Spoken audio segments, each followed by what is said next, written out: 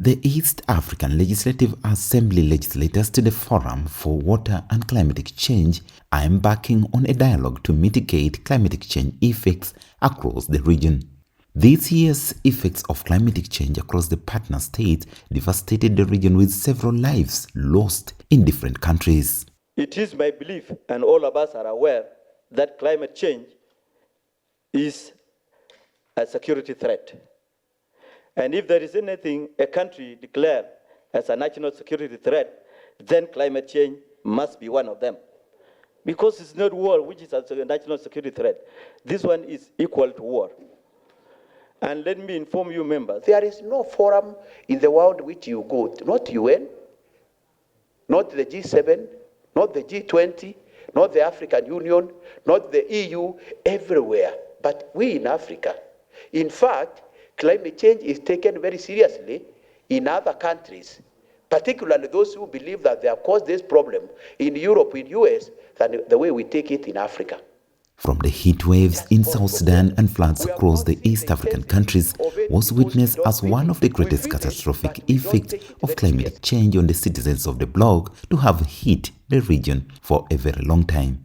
It is estimated that the region will be greatly affected by climatic change 6 years from now, with expectations to see more displacement than ever, according to Honorable Amongin Jacqueline. And you know, Honorable Speaker, that the East African region hosts the biggest number of refugees already.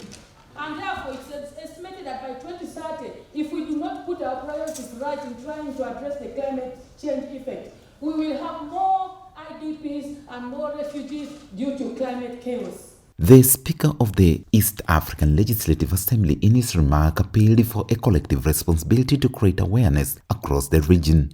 Right Honorable Joseph Nakiru Tumana assured of the general support of the regional parliament in lobbying and advocating to partner states to allocate budgets to climatic change mitigation strategies. As EALA will continue to monitor and oversight the implementation of the 2024-2025 budget to ensure it finds solutions to climate change. We also have a role to monitor whether our partner states are implementing the existing climate change policies within the EAC and with regard to regional integration. South Sudan, that was hit recently by heat wave, is said to have been engaging on mitigation strategies with developmental partners in order to minimize the effect of climate change in the country. Honorable Dr. Woda Jeremiah says the country needs to embark on awareness to sensitize the citizens on the effect of climate change across the country. The citizens are not really aware of what is the climate change, what is its impact. We are not planting trees.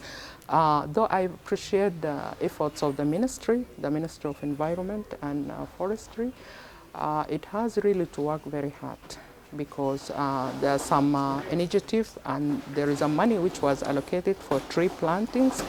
As an environment activist, climate change activist, I followed that, but you see that I think it's not very tangible.